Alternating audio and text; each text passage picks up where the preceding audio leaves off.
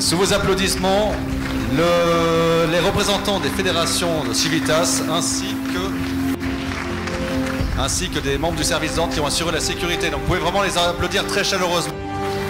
Bon, avant que nous n'entendions Alain Escadal, président de Civitas, qui va donner la dernière conférence. Voilà, discours de clôture.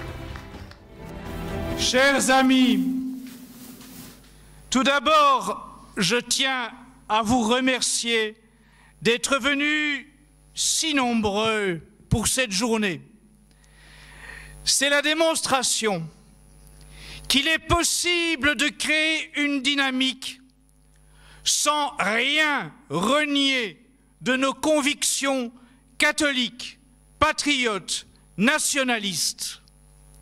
Je tiens à remercier les prêtres et les religieux qui nous font l'honneur de leur présence, les délégations étrangères présentes aujourd'hui, nos amis suisses de Résistance helvétique, les Belges du Mouvement Nation.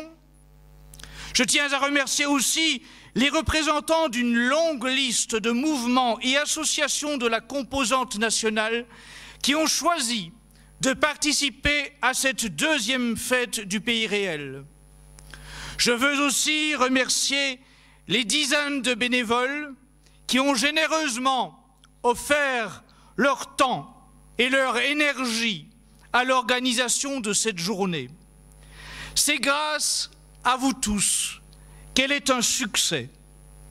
Et ce succès devrait en faire réfléchir plus d'un à l'heure des recompositions politiques et de la crise religieuse.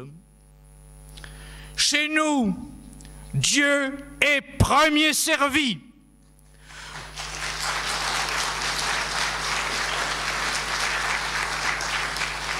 Nous ne dissimulons pas notre foi pour tenter d'élargir nos rangs. Nous ne cachons rien de notre objectif de restaurer une France catholique nettoyée des bactéries maçonniques et laïcistes.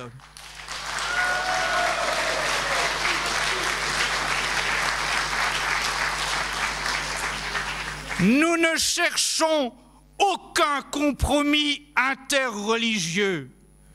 Nous affirmons sans détour que si Dieu nous en donne les moyens, nous organiserons la dissolution du CRIF, de l'UOIF, des loges maçonniques et de toutes les officines de l'Anti-France.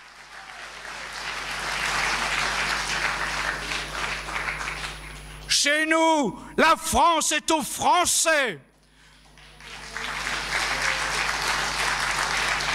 Nous ne taisons rien de notre volonté d'agir sans relâche pour reconquérir la France, organiser la rémigration et consacrer l'argent public, l'argent des contribuables, à améliorer le sort des Français avant celui des autres populations.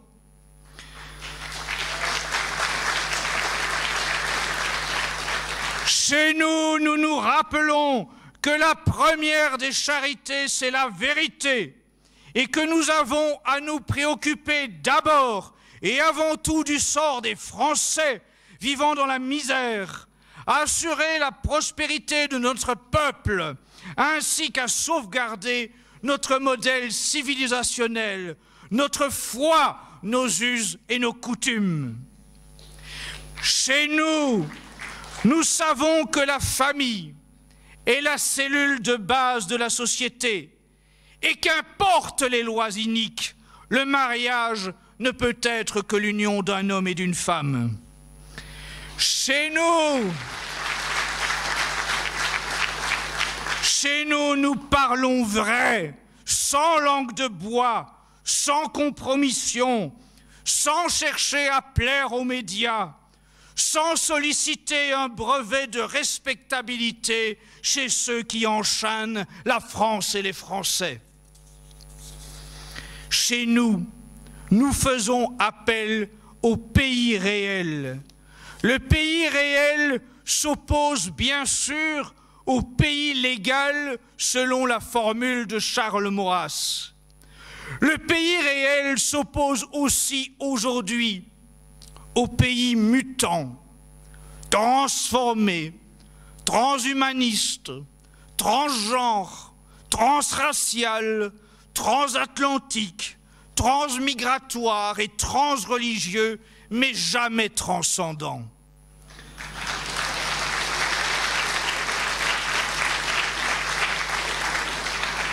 Aujourd'hui, le pays légal nous impose l'idéologie du genre sous toutes ses formes. Vous savez, l'idéologie du genre consiste à prétendre que vous pouvez décider vous-même de ce que vous êtes, homme ou femme, voire hybride. De là découle l'idée que vous pouvez aussi choisir si vous êtes blanc, noir, jaune ou vert à petits pois, pourquoi pas. Demain, cette idéologie du genre devrait aussi permettre de prétendre être un poisson rouge.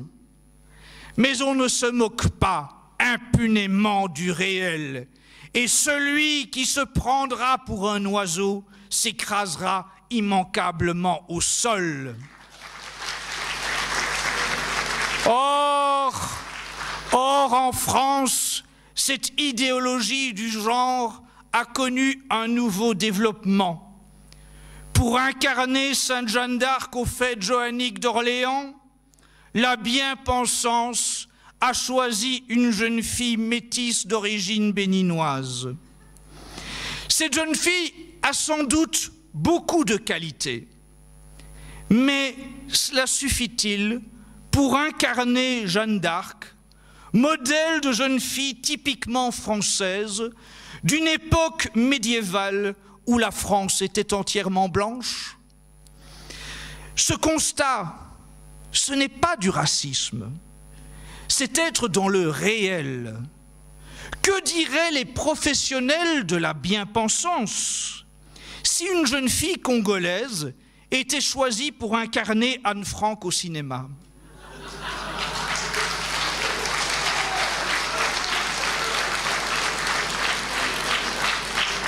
Que diraient les professionnels de la bien-pensance si Gérard Depardieu endossait le rôle de Nelson Mandela dans une série télévisée?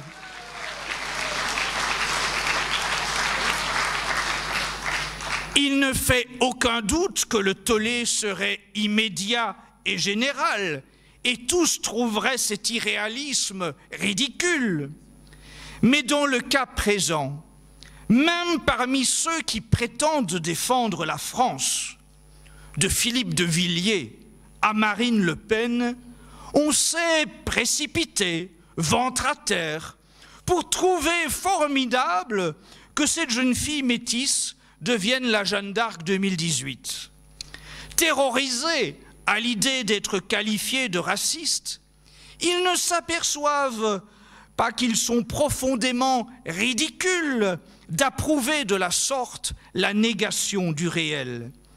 Ils encouragent ainsi ces pseudo-patriotes français, ces producteurs cosmopolites qui placent au cinéma et à la télévision des acteurs de couleur dans des rôles phares comme les héros de l'Homérique guerre de Troie ou de la cour d'Angleterre au Moyen-Âge, dans l'intention de lobotomiser les jeunes générations et de leur faire admettre un nouvel ordre mondial nomade et métissé.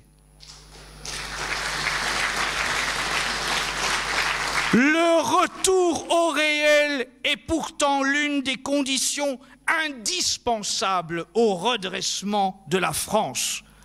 Ce retour au réel doit précisément s'appuyer sur le pays réel, sur la France des terroirs et des clochers, sur l'enracinement, sur le local. Chez nous, la France rurale est primordiale parce qu'elle est nourricière, parce que la logique voudrait que nous consommions ce que produisent nos paysans français plutôt que les crasses produites par les multinationales apatrides.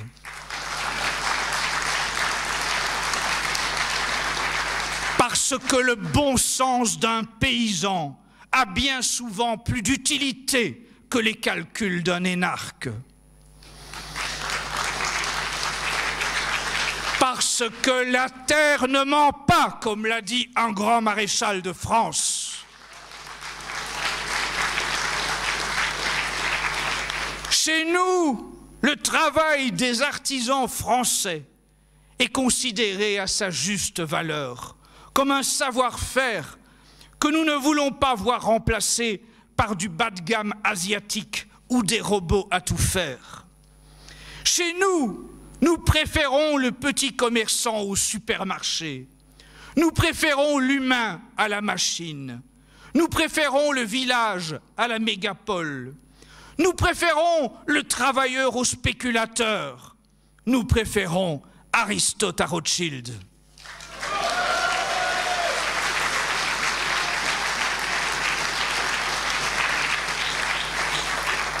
Chez nous, l'art et la culture sont au service du bien et du beau.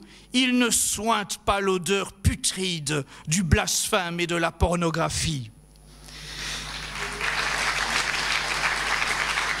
Il n'y aura pas de reconquête possible sans le pays réel, sans les corps intermédiaires, sans le tissu local, professionnel, associatif, culturel.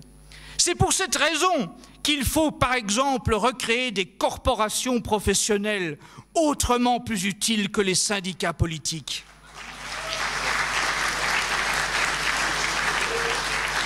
Il est aussi indispensable de partir à la reconquête de nos villages, de nos communes. Il nous faut organiser des villages gaulois catholiques à partir desquels envisager l'avenir, mettre à l'abri les nôtres, conserver notre mode de vie et préparer la reconquête.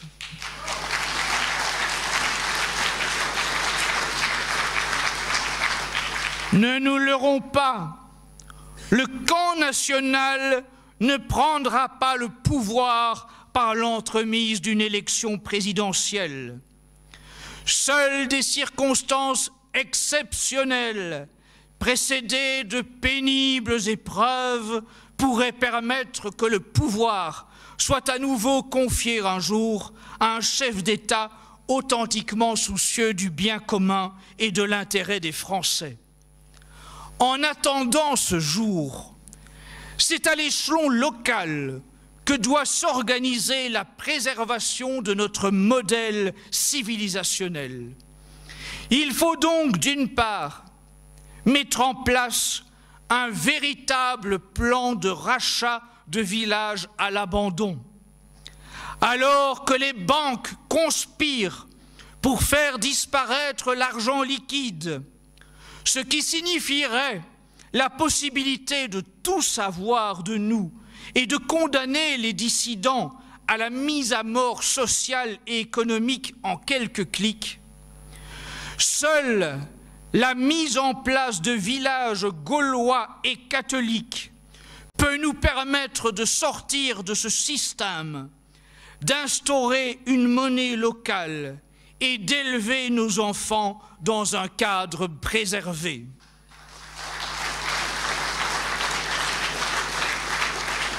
Et d'autre part, il faut s'engager dans les élections municipales, surtout dans les petites communes, et y insuffler un nouveau souffle.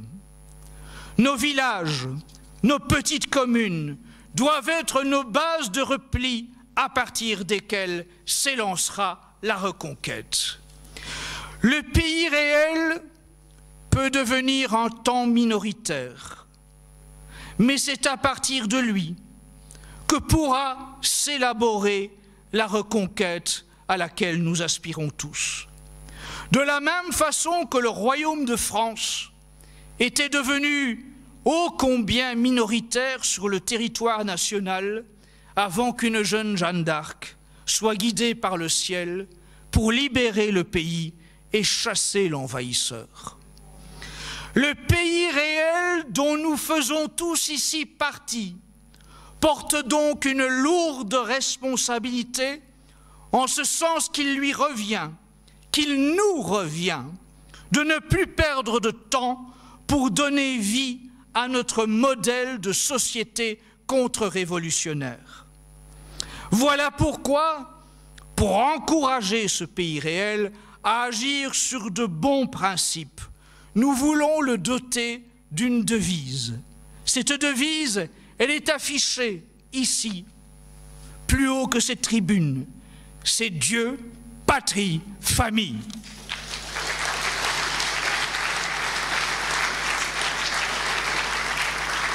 Dieu parce que rien de durable, de solide, d'efficace, de juste ne pourra se faire sans lui.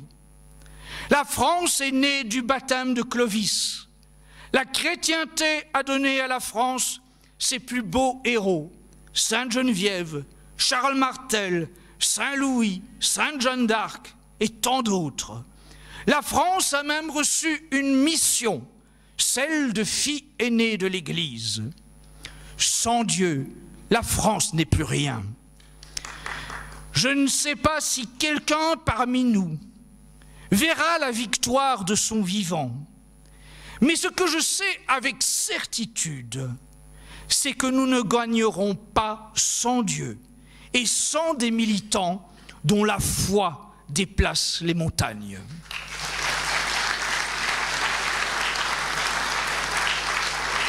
La patrie ensuite, parce que nous sommes des êtres enracinés, héritiers de la terre de nos pères, de nos ancêtres, qu'il nous faut à notre tour transmettre à nos enfants, à nos petits-enfants. La famille enfin, parce que ce sont des cellules de base de la société qui constituent sa sève. Alors, cette devise, Dieu, patrie, famille, eh bien, permettra que le pays réel se distingue une fois de plus du pays légal et de sa devise liberté, égalité, fraternité, qui signifie simplement liberté de nous envahir, égalité pour le mensonge et la vérité et fraternité maçonnique.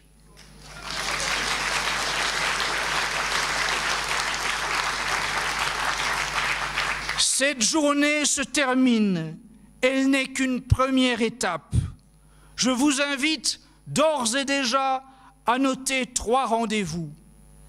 Le 28 avril, la journée du rosaire aux frontières, dont vous pouvez trouver toutes les informations sur leur stand ou sur Internet. C'est ô combien nécessaire pour nous qui sommes catholiques de recourir à cette arme du rosaire. Nous nous souvenons de l'épante.